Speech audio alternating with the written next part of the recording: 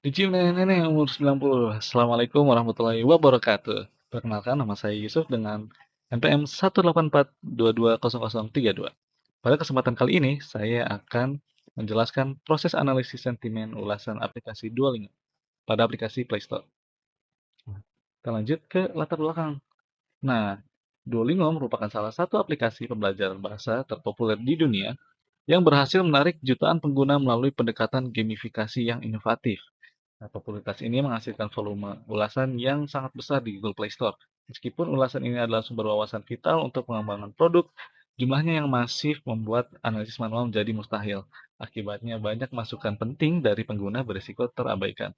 Natural Language Processing atau NLP dapat digunakan sebagai solusi dengan mengolah ulasan pengguna Duolingo secara otomatis untuk mengidentifikasi aspek pemicu sentimen positif dan negatif. Hasilnya diharapkan menjadi rekomendasi strategis untuk pengembangan aplikasi Duolingo itu sendiri. Nah, kita lanjut aja ke tujuannya. Nah, pada presentasi kali ini kita akan eh, membuat beberapa hal. Di sini pertama kita akan membuat model klasifikasi sentimen menggunakan SVM. Lalu kita bandingkan akurasi leksikon dalam klasifikasi sentimen. Lalu membandingkan akurasi metode ekstraksi fitur dalam mengklasifikasi sentimen, dan yang terakhir menganalisis kata yang sering digunakan pada setiap sentimennya. Nah, proses yang pertama yang akan kita lakukan adalah scraping atau mengambil data. Nah, tentunya sebelum kita mulai kita harus punya datanya dulu dong. Nah, di sini kita install dulu library yang diperlukan. Di sini saya eh, untuk codingannya saya lakukan di Google Colab. Mungkin nanti akan saya cantumkan juga linknya di deskripsi. Nah, di sini pertama kita download dulu nih library yang belum ada di Colabnya. Ada Google Play Scraper untuk mengambil data dari Google Play. Selanjutnya ada NLTK. Nah, itu merupakan library umum untuk NLP yang bisa digunakan, dan Sastrawi. Nah, Sastrawi ini library NLP berbahasa Indonesia. Nah, selanjutnya kita import library-nya. Sini, eh, ya di sini ada Google Play Scraper untuk mengambil data dari Google Play. Di sini ada Pandas untuk memanipulasi data. Lalu ada warning, ya ini untuk ya, menghapus warning-warning yang tidak perlu, untuk tidak menampilkan warning-warning yang tidak perlu. Nah, selanjutnya kita lanjut ke proses scraping datanya. Nah, kita gunakan fungsi reviews dan disimpan di variabel scrape review. Nah, di sini ada beberapa parameter. Yang pertama ada ID aplikasi. Nah, di sini ID aplikasinya kita ambil dari situs webnya di Google Play. Misalnya kalian cari di Chrome, misalnya Google Play, lalu ke aplikasi Duolingo, biasanya ada ini di belakangnya, ada detail-detailnya di belakang.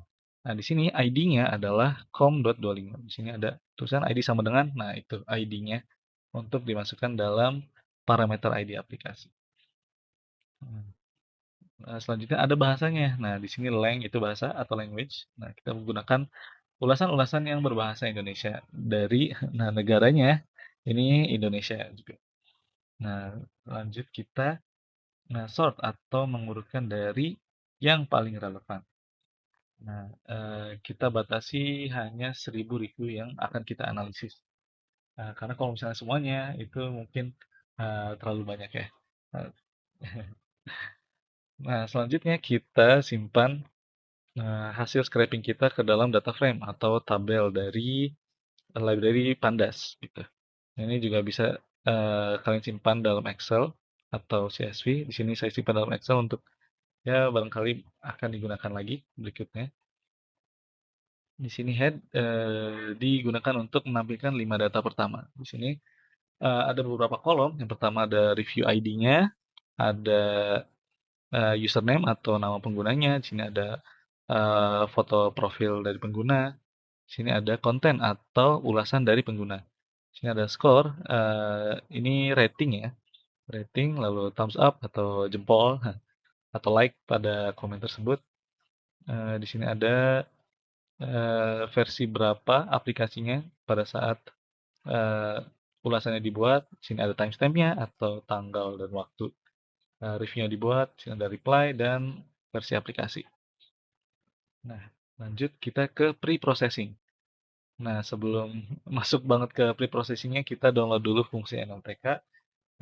Di sini kita bisa download dengan import NLTK dan masukkan fungsi download-nya. Nah, di sini ada beberapa pilihan. Nanti kalian tinggal masukkan saja download dengan D. Lalu ini untuk mendownload package mana saja yang ingin diunduh. Eh, Kalau kalian tahu apa saja package-nya bisa kalian masukkan. Tapi di sini saya download semua saja. Nah, setelah downloadnya selesai, tinggal quit, lalu lanjut ke codingan berikutnya. Nah, yang pertama ada pre-processing text dengan regex atau regular expression. Nah, di sini kita membuat fungsi untuk menghapus beberapa fitur yang ada dalam teks. Nah, sebelumnya kita import dulu RE, library RE atau regular expression. Nah, di sini dalam fungsi ini kita dapat menghapus simbol, lalu kita hapus angka, kita hapus juga duplikasi 3 karakter beruntun atau lebih. Misalnya ini yuk K-nya 3, nah jadi K-nya dihapus gitu. Enggak semua ya, cuma beberapa dihapus. Nah, terus ini white space atau spasi ganda. Nah, spasinya ada double, nah itu jadi satu spasi aja. Lalu spasi di awal dan di akhir kalimat juga dihapus. Dan kita konversi semua hurufnya yang tadinya kapital menjadi huruf kecil. Nah, lalu kita apply ke konten kita yang sudah di cleaning. Seperti itu. Sebagai maaf, sebagai kolom content clean. Nah, kita apply ke kontennya atau ulasannya gitu. Nah, ini kita bandingkan konten yang awalnya dengan konten yang telah kita cleaning. Nah, di sini konten awalnya, di sini yang sudah di clean. Nah, di sini awalnya Japanese-nya di sini kapital, lalu di sini jadi huruf kecil. Nah, ini juga awalnya kapital jadi huruf kecil. Juli juga. Nah, terus ini koma juga dihilangkan. Nah, ini kenapa banget T-nya 2 nggak hilang? Karena di sini kita prosesnya untuk yang 3 karakter atau lebih. Jadi kalau ada beberapa kata dalam bahasa Indonesia yang menggunakan 2 kata ya, kayak misalnya saat atau misalnya bermanfaat gitu ya. Makanya kita hanya proses 3 atau lebih. Nah, selanjutnya ada stemming. Nah, stemming itu apa sih? Stemming adalah proses mengubah kata yang memiliki imbuhan menjadi kata dasar. Contohnya di sini ada mengambil jadi ambil, dimakan jadi makan, dan sebagainya. Nah, di sini kita menggunakan fungsi dari library sastrawi. Nah, ini ada stemmernya, stemmer factory. Kita buat dulu factory dan stemmernya. Lalu kita apply ke content clean yang sudah kita cleaning tadi menggunakan regular expression. Nah, jadi di sini yang content clean-nya kita bandingkan di sini awalnya secara jadi cara. Nah, keseluruhan jadi seluruh aja gitu. Nah, yang lainnya juga begitu, pembelajaran jadi ajar aja. Nah, lanjut ke menghapus stop words. Nah, stop words itu apa?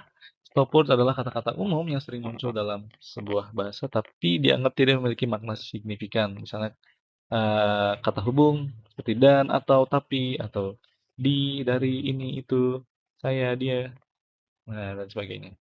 Di sini kita juga menggunakan library sastrawi dan LTK. Nah, jadi kita eh, yang tadi dari yang stem content itu kita apply stop words-nya. Kita hapus stop words-nya maksudnya. Lalu kita lihat di sini yang hilang. Nah, ini misalnya di aplikasi ini awalnya aplikasi ini sangat-sangat bantu, jadi aplikasi sangat-sangat bantu aja. Ininya hilang. Seperti itu. Nah, di sini kita selanjutnya kita mengubah slang words. Slang words ini kata-kata yang disingkat seperti yang, kenapa, tapi. Nah, tapi kan biasanya disingkat-singkat gitu ya. Nah, jadi kita menggunakan Kamus Gaul Salsabila. Nanti itu diambil dari GitHub. Ini filenya ya, JSON Curricular Indonesian Lexicon. Mungkin nanti akan saya cantumkan juga di deskripsi. Nah, di sini kita buka dulu file JSON-nya, lalu kita masukkan ke dalam fungsi. Nah, lalu kita cari kata-kata yang ada dalam kamusnya. Misalnya di kamusnya udah ada nih YG, diubah jadi yang, KNP diubah jadi kenapa gitu. Nah, ini eh, awalnya JD seperti, tapi diubah yang tadinya singkatan ke kata asalnya seperti itu. Nah, lanjut ke proses labeling. Nah, labeling ini kita memberi label pada setiap ulasannya. Misalnya ulasan ini positif atau negatif seperti itu.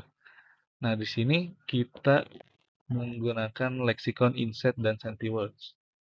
Nah, apa sih leksikon itu? Leksikon itu kamus ya. Nah, di sini leksikonnya digunakan untuk memberi bobot atau nilai pada tiap katanya. Nah, kalau dari library NLTK ada yang namanya Fader. Fader itu singkatan dari Valence over Dictionary and Sentiment Reasoner. Nah, Valence over Dictionary itu maksudnya kamus yang tahu kata ini tuh positif atau negatif. Nah, sentiment listener-nya di sini dia bisa memahami konteks. Misalnya ada kata tidak, nah berarti itu negasi kan. Jadi dia hitungannya negatif seperti itu. Nah, tetapi Fader NLTK ini tidak bisa memproses kalimat atau kata-kata dalam bahasa Indonesia sehingga kita menggunakan leksikon inset dan sentiwords ID untuk menggantikannya. Nah, untuk file JSON inset dan sentiwords ID itu juga dari GitHub yang sama, file GitHub yang sama. Nanti saya cantumkan juga di deskripsi. Nah, di sini kita membuat tiga uh, sentiment analyzer atau fader. Lalu kita clear atau hapus isinya dan kita gantikan dengan yang inset dan sentiwords. Di sini insetnya dipisah antara yang positif dan negatif, sentiwordsnya digabung jadi satu aja. Lalu kita masukkan ke dalam si leksikonnya. Uh, ini wrapper lib ini untuk uh, menampilkan cuplikan dari isinya. Di sini misalnya barang bekas berarti dia nilainya min 4, boxer itu min 5, tua atau ujur itu min 3, seperti itu. Nah, jadi nanti untuk menentukan dia positif atau negatifnya ditentukan oleh nilai-nilai ini. Nah, dari uh, atau lexicon insert dan sentiment tadi itu tiap kalimatnya dicari skornya lalu dijumlahkan. Nah, jumlahnya jika lebih dari 0 itu akan bernilai positif, jika bernilai 0 atau kurang dari 0 maka akan bernilai negatif. Nah, ini fungsi untuk menjumlahkan untuk menjumlahkan skor sentimen. Nah, di sini yang compound itu yang sudah dijumlahkan ya. Jadi kalau misalnya lebih dari 0, maka dia nilainya true sebenarnya. True itu sebenarnya positif, tapi di sini kita ubah menjadi pos atau singkatan dari positif dan untuk negatif gitu. Nah, kita juga karena kita ada rating ya, jadi untuk label aktualnya atau label aslinya kita ambil untuk rating di atas 3 itu positif dan rating di bawah 3 itu negatif. Nah, itu sebagai pembanding aja nanti untuk membandingkan mana sih leksikon yang lebih akurat gitu ya. Nah, tapi kalau misalnya untuk data eh, misalnya komen-komen di sosial media itu kan kita nggak tahu ya itu positif atau negatif. Mungkin kalian bisa eee bandingkan antara leksikon senti dan inset saja, lalu hasilnya kalian mungkin telaah sendiri ya, mungkin cuplikannya beberapa. Kalau di sini saya bandingkan yang label aslinya itu saya tentukan dengan, rating, di atas 3 seperti itu. Nah, ini, eee, cuplikan datanya. Nah, selanjutnya kita ke klasifikasi. Nah, kita mengklasifikasi menggunakan SVM. Nah, sebelumnya kita, import dulu library-library yang diperlukan, seperti Word Tokenize, Label Encoder, Convectorizer, TF-IDF, SVM, dan akurasi. Nah, di sini kita inisiasi dulu SVM-nya sebagai classifier dengan random state 42.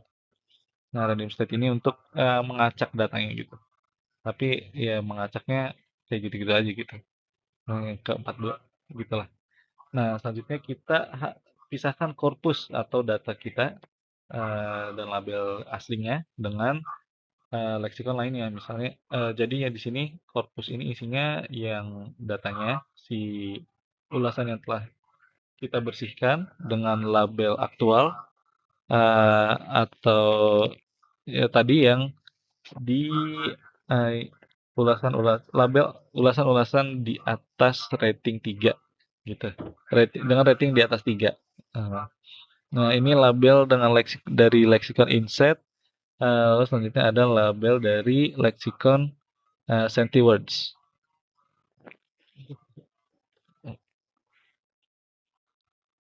Nah, selanjutnya kita hitung sentimen positif dan negatif dari setiap leksikon. Nah,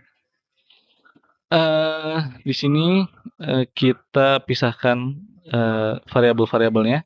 Di sini untuk yang label aslinya, di sini selanjutnya ada yang inset dan senti. Nah, ini untuk formatnya nanti hasilnya keluar seperti ini. Dari hasilnya dapat dilihat bahwa label yang aslinya itu ya ulasan negatifnya ada 172 atau 17,20% dari datanya dan positifnya ada 828 ulasan yang positif. Nah, dari kedua leksikon ini yang paling mendekati adalah leksikon Sentiwords ID. Tidak terlalu jauh beda ya. Kalau yang inset beda jauh, di sini yang negatifnya justru yang lebih banyak. Nah, selanjutnya adalah tokenisasi. Nah, tokenisasi itu apa sih? Nah, tokenisasi adalah proses memecah teks di sini kalimat ya. Tiap ulasannya menjadi potongan-potongan kecil yang disebut token agar dapat dipahami dan dianalisis oleh komputer. Nah, di sini ada beberapa proses di sini untuk make sure aja sih atau memastikan saja. Di sini baris kosongnya dihilangkan terlebih dahulu, lalu di tokenize atau di tokenisasi sehingga dipisah-pisah. Nah, lalu di filter juga. Jadi yang uh, memastikan bahwa yang ditokenisasi hanya alfabet saja. Jadi kalau misalnya ada angka itu nggak masuk gitu. Nah, yang slang clean tadi itu berubah jadi kayak gini. Lalu teks finalnya diubah jadi string, jadi seperti ini. Nah, lanjut ke train test split. Train test split itu apa? Jadi kita di sini train test split itu membagi data menjadi data latih dan data uji untuk uh, membangun model. Nah, di sini kita membuat looping agar setiap leksikon melalui proses train test split atau pembagian data. Uh, Lalu labelnya dikonversi menjadi numerik agar dapat diproses algoritma atau proses encoding ya di sini. Nah, kita import dulu library-library yang diperlukan, lalu kita simpan leksikonnya dalam satu dictionary. Nah, lalu kita buat looping dari setiap leksikonnya. Jadi leksikon ini nama leksikonnya Ini label dari tiap leksikonnya, baris-barisnya satu-satu gitu ya. Nah, di sini nanti di print seperti ini. Nah, dari nanti tiap leksikonnya itu dibagi menjadi data uji dan data latih. Nah, untuk data yang aktualnya ini dia dibedain ya untuk nanti sebagai pembanding terhadap label aslinya. Lalu kita eh, labelnya melalui proses encoding atau mengubah label dari string atau yang tadinya positif atau negatif kan, terusnya pos atau neg. Nah, kita ubah jadi angka, jadi satu dan 0. Nah, agar algoritmanya dapat membaca. Jadi karena algoritmanya tidak dapat membaca string atau huruf, jadi kita ubah dulu ke numerik seperti itu. Nah, Eee, ini masih berlanjut dari, looping sebelumnya ya. Jadi ini sama ini masih nyambung gitu ya. Nah, ini, kita inisiasi dulu ekstraksi fiturnya. Nah, metode ekstraksi fitur itu apa? Dia mengubah, teksnya. Kalau yang encoding tadi mengubah label, kalau di sini mengubah teks atau ulasannya. Dari yang tadinya huruf menjadi angka. Nah, di sini, ada 3 yang kita gunakan, ada 3 metode. Yang pertama ada term presence, yang kedua ada bag of words dan TF-IDF. Nah, masing-masing memiliki cara mengubah teks menjadi numerik dengan cara yang berbeda gitu. Nah, tapi kita nggak tahu nih yang mana yang paling bagus, jadi makanya kita bandingkan di sini. Nah, eh, jadi dari tiap leksikonnya kita membandingkan tiga metode ini. Jadi misalnya untuk leksikon pertama kita bandingkan, kita cari dulu akurasi dari tiap metodenya, lalu dibandingkan dengan yang leksikon kedua, ini melalui ini juga. Nah, itu kita buat looping lagi untuk tiap metodenya. Nah, jadi di sini untuk eh, ininya kita ambil nama nama ininya, nama metodenya, maaf. Nah, ini vectorizer-nya itu isinya. Nah, ini. Nah, di sini ada testing feature namanya. Nah, lalu kita yang train sama tesnya kita masukin ke vectorizer-nya. Kita ubah jadi numerik gitu. Nah, lalu kita masukkan ke model SVM-nya dan kita uji dengan memprediksi menggunakan data tesnya.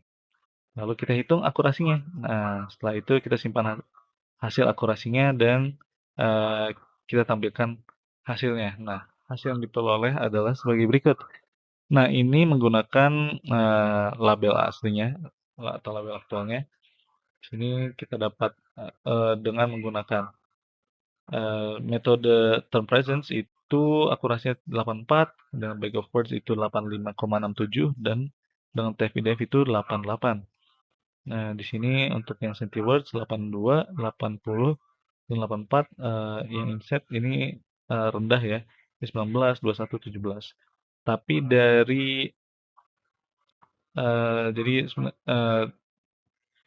dari yang penjelasan tadi kita dapat lihat juga eh, emang yang centiwords itu lebih mirip ya dengan label aslinya.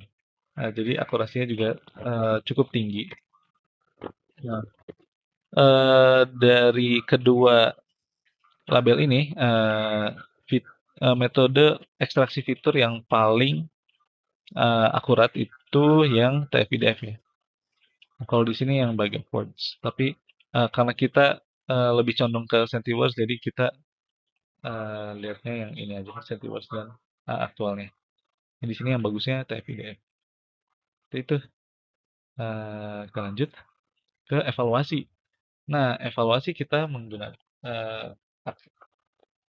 kita akan mengevaluasi model yang menggunakan uh, K-fold cross validation.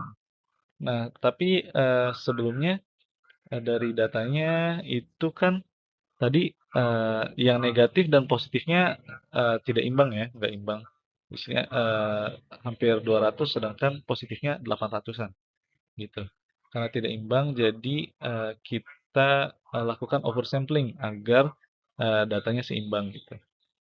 Nah, setelah kita oversampling, lalu baru kita validasi dengan K-fold. Nah, K-fold ini dia bagusnya karena dia memastikan setiap titik data itu menjadi bagian dari set pengujian. Jadi misalnya di sini K-fold-nya kita tentukan misalnya ada 5 fold. Berarti eee, datanya dibagi rata menjadi 5, lalu untuk iterasi pertama misalnya eee eee, bagian pertama tadi itu yang jadi data uji, sisanya yang 4 bagiannya itu jadi data latih. Nah, di iterasi berikutnya, bagian kedua itu jadi data uji, bagian pertama dan, lalu 3, 4, 5 itu jadi data latihnya, dan seterusnya sampai, fold atau bagian terakhir, seperti itu. Nah, jadi, dengan metode validasi seperti itu, evaluasi performa modelnya jauh lebih objektif dan stabil, seperti itu. Nah, nanti dari, setelah eh, setelah menguji dengan 5 bagian tersebut, akurasinya kemudian diambil rata-ratanya. Nah, seperti itu. Di sini ada, kita buat dulu fungsinya untuk cross validation-nya, yang dari sini sampai sini, ini satu fungsi ya. Jadi kita, simpan nilai akurasi, precision, recall, dan F1 score, di list kosong ini. Lalu untuk tiap fold-nya atau tiap bagian dari K-fold tadi, itu kita ambil train sama testnya, kita ambil yang udah di overfit. Nah, lalu kita latih di model eh, SVM tadi, dan kita prediksi, lalu kita hitung akurasi dan nilai-nilainya. Lalu kita print atau tampilkan nilai-nilainya, dan kita ambil akurasi rata-ratanya, seperti itu. Nah, selanjutnya memberi oh, ini kayaknya belum diubah, mohon maaf. Ini yang tadi ya, masih lanjut yang tadi. Eee, Tadi baru buat bikin, fungsinya. Di sini kita apply ke datanya. Di sini kita inisiasi dulu oversampling-nya, eee, setelah itu yang label aktualnya kita encode dulu, kita ubah jadi numerik, ya, insert dan set keywords juga sama. Lalu kita inisiasi K-fold-nya. Di sini kita bagi jadi 5 bagian datanya, gitu. Nah, ini untuk menyimpan akurasinya. Ini metode ekstraksi fitur. Nah, kita bandingkan juga. Lalu kita evaluasi setiap leksikonnya. Di sini yang dengan label aktual, di sini inset, di sini yang sentiwords. Jadi yang term presence kita uji, yang bag of words dan TF-IDF. Dari semuanya lalu kita hasilnya peroleh seperti ini. Pertama, untuk yang label aktualnya kita dapat untuk yang metode ekstraksi term presence itu akurasinya 0,84 atau 80%, 84% ya, cukup tinggi. Begitu juga dengan yang lainnya, tapi yang tertinggi ada di di TF-IDF, itu menggunakan ekstraksi fitur metode ekstraksi fitur TF-IDF dengan akurasi sebesar 87%. Presisinya 92%, recall-nya 93%, F1 score 92%. Nah, untuk yang inset, dia rendah akurasinya.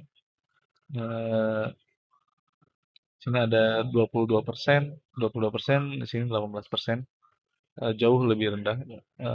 Jadi akurasinya sangat kecil ya. Untuk yang sentiwords, nah dia cukup tinggi juga nih, akurasinya 83%, untuk yang term presence, yang bag of words 82%, dan yang tertinggi ada di TF-IDF, akurasi 83,7%, seperti itu. Nah, jadi dari sini kita dapat mengambil kesimpulan bahwa jika misalnya tidak ada rating atau eh, belum ada label ya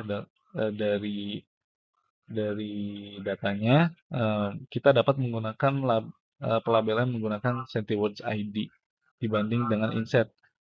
Kecuali kalau misalnya dari perusahaannya misalnya sudah menentukan bahwa eh, misalnya dari rating 4 ke atas itu positif dan 3 ke bawah itu negatif, ya itu mungkin bisa ditentukan sendiri ya, dibuat labelnya sendiri gitu secara manual.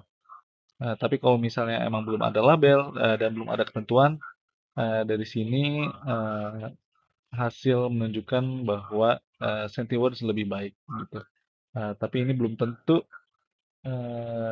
berlaku untuk data dengan jenis yang berbeda karena ya mungkin jumlahnya juga berpengaruh dan isinya juga. Tapi untuk yang Duolingo ini eh, meng- leksikon Centiwords ID merupakan yang terbaik.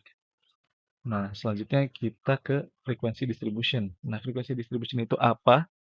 Eh, fungsi frekuensi distribution itu melihat distribusi frekuensi dari kata pada setiap ulasannya. Nah, jadi kita dapat melihat seberapa banyak suatu kata muncul dalam setiap ulasan. Nah, di sini kita menggunakan fungsi NLTK probability yang frekuensi distribution dan string tokenize juga. Nah, jadi kita ubah datanya menjadi token dari yang awalnya kalimat jadi token, lalu kita apply flag-disknya. Jadi muncul di sini misalnya nya itu muncul 3 kali dalam kalimat ulasan pertama, bagus itu muncul 2 kali, dan seterusnya. Nah, lalu kita visualisasi. Di sini visualisasinya eh, di sini ada kata-kata yang digunakan dalam tiap ulasannya dan ini grafiknya menunjukkan jumlahnya. Jadi di sini dari yang terbanyak hingga terendah. Tapi karena banyak di sini cuma cuplikannya aja, sampelnya aja. Nah, di sini dapat kita lihat kata yang banyak digunakan adalah ajar. Nah, mungkin karena ajar ini bentuk ini ya stemming ya, setelah stemming, jadi mungkin kata awalnya mungkin belajar atau mengajar atau eh, diajar gitu ya. Atau kayaknya belajar sih yang paling make sense gitu ya, yang paling masuk akal. Itu yang paling tinggi. Terus ada bahasa, Duolingo, aplikasi, makin lama makin ke bawah. Di sini ada eh, ini 1450-an. Lanjut ke yang bawah, ini ada mungkin kurang dari 200 dan sebagainya. Nah, selanjutnya kita ke word cloud. Nah, word cloud itu apa? Word cloud itu, nah bentuknya seperti ini. Jadi word cloud itu dia kumpulan kata yang sering muncul dari setiap sentimennya. Misalnya, kalau yang positif tuh kata apa aja sih yang sering muncul di setiap ulasannya? Kalau yang negatif apa aja sih yang sering muncul gitu. Nah, ini ada codingannya. Kita import dulu word cloud, library word cloud dan operator post sebagai post dan ini untuk plottingnya di sini kita masukkan yang positif dan negatifnya ke dalam variabel, lalu kita visualisasi menggunakan matplotlib. Nah, di sini yang positif dan negatif kita bisa lihat kata apa aja yang sering eh, muncul dari setiap ulasannya. Nah, kalau yang positif di sini misalnya ada Duolingo, ajar, bagus gitu ya. Nah, untuk yang negatif di sini ada iklan. Nah, mungkin salah satu eh, salah satu salah satu alasan kenapa ulasan bisa negatif mungkin karena iklannya yang banyak gitu ya. Atau misalnya di sini hati eh, sekarang Duolingo ada hatinya ya. Jadi kalau misalnya salah hatinya berkurang atau bagaimana. Nah, itu yang mungkin akan menjadi rekomendasi untuk pengembangan versi berikutnya pada aplikasi Duolingo. Eh, ya mungkin sekian yang dapat saya sampaikan. Kurang lebihnya mohon maaf. Wassalamualaikum warahmatullahi wabarakatuh.